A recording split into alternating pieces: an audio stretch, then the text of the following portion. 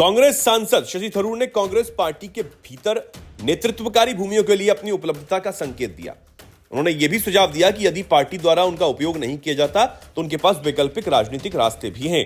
ये बयान थरूर द्वारा प्रधानमंत्री नरेंद्र मोदी की प्रशंसा करने तथा पार्टी नेतृत्व की ओर से स्पष्ट भूमिका निर्धारण न किए जाने पर पार्टी में आंतरिक असंतोष के बाद आया।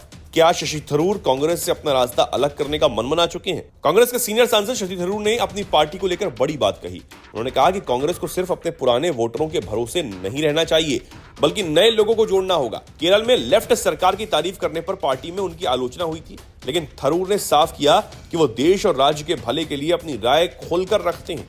उनका कहना है कि तिरुवनंतपुरम से 4 बार सांसद चुने जाने से पता चलता है कि लोग उनकी बात को पसंद करते हैं, भले ही वो कांग्रेस के खिलाफ वोट देने वाले हों। शशि थरूर ने एक पॉडकास्ट में द इंडियन एक्सप्रेस से बात करते हुए कहा कि कांग्रेस को 2026 के केरल विधानसभा चुनाव में जीत चाहिए तो उसे अपनी पहुंच बढ़ानी होगी। थरूर का मानना है कि पार्टी का वोट सिर्फ 19% है, जो सत्ता में आने के लिए काफी नहीं। इसके लिए 26 से 27% अतिरिक्त वोट चाहिए। उन्होंने कहा, मेरी बात का असर तिरुवनंतपुरम में दिखता है। यहाँ लोग मुझे वोट देते हैं, चाहे वो कांग्रेस को पसंद ना भी करें। यही तरीका पार्टी को अपनाना चाहिए। थरूर ने यह भी बताया कि केरल कांग्रेस में नेतृत्व की कमी है और कई कार्यकर्ता उनकी बात से सहमत हैं। कांग्रेस के वरिष्ठ नेताओं में से एक शशि थरूर ने कहा कि अगर पार्टी उनकी लोकप्रियता का फायदा उठाना चाहे तो वो तैयार हैं, लेकिन अगर ऐसा नहीं हुआ तो उनके पास किताबें लिखने, भाषण देने जैसे दूसरे रास्ते भी हैं। थरूर ने बताया कि सोनिया गांधी और मनमोहन सिंह जैसे बड़े नेताओं के कहने पर भी वो यूएन की नौकरी छोड़कर राजनीति में आए थे।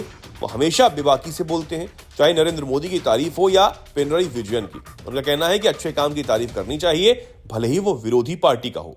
हालांकि पार्टी में कुछ लोग इसे पसंद नहीं करते। थरूर ने कहा कि आम लोग उनकी इस सोच को समझते हैं, लेकिन पार्टी के भीतर सवाल खड़े करते हैं। उन्होंने ये भी साफ कर दिया कि वो पार्टी नहीं छोड़ेंगे, पर जरूरत पड़ी तो निर्दलीय रह सकते हैं। साथ ही कांग्रेस की संगठन व्यवस्था को मजबूत करने की बात कही। इसमें बीजेपी उनसे आगे है।